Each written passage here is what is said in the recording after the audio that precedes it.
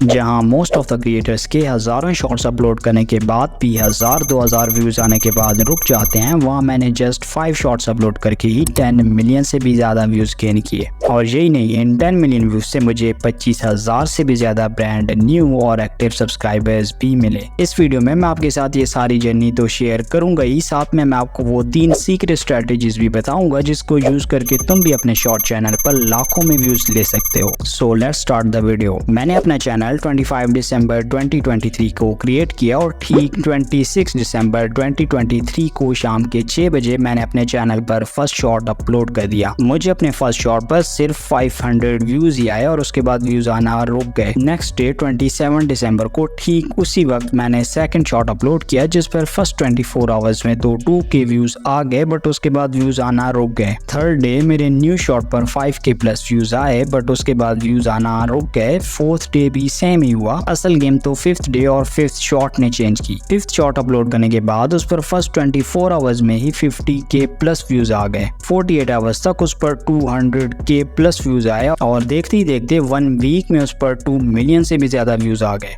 और ये व्यूज ठीक 17 दिनों में 10 मिलियन से भी ज्यादा हो गए और इनसे मुझे 25,000 से भी ज्यादा ब्रांड न्यू और एक्टिव सब्सक्राइबर्स भी मिल गए। और जस्ट एक शॉट से ही मेरा मोनेटाइजेशन क्राइटेरिया तो कंप्लीट हो गया और मैंने मोनेटाइजेशन के अप्लाई भी कर दिया और मेरा चैनल मोनेटाइज भी हो गया। बट भाई अभी रोको, मुझे उन व्यूज का शॉर्ट फंड 1 रुपया भी अभी तक नहीं मिला। अब क्यों नहीं मिला मुझे नहीं पता और ना यूट्यूब से मैं पूछ सकता हूँ, ना यूट्यूब मुझे बताना पसंद करेगा। अब मैं आपको वो 3 स्ट्रेटेजीज बताता हूँ जिसको अगर तुम यूज करते हो तो 110% गारंटी है कि तुम्हारा शॉर्ट चैनल दिनों में ग्रो होगा। नंबर 1, यूनिक नीच। अब अगर तुम ऐसी नीच में काम करते हो जिसमें बड़े बड़े क्रिएटर्स पहले से काम कर रहे हैं तो बहुत कम ही चांसेस है कि तुम ग्रो हो पाओ। तो तुमको एक ऐसी नीच फाइंड करनी है जिसमें बहुत कम ही क्रिएटर्स काम कर रहे हो, और अगर तुम एक ऐसी नीच फाइंड कर लेते हो जिसमें बहुत कम ही क्रिएटर्स हैं तो मैं गारंटी देता हूँ कि तुम दिनों में ग्रो हो जाओगे।